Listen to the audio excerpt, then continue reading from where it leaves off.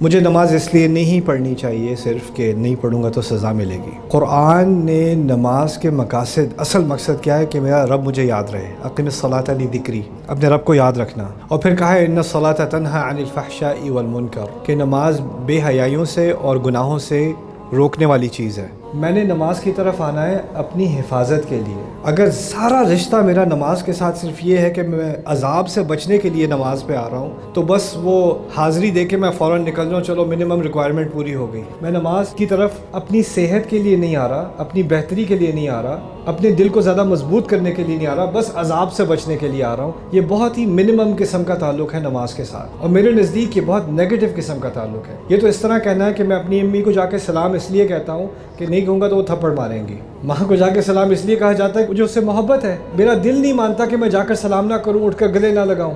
جس چیز سے محبت ہو جائے نا تو وہ انسان، انگلش میں وہ کہتے ہیں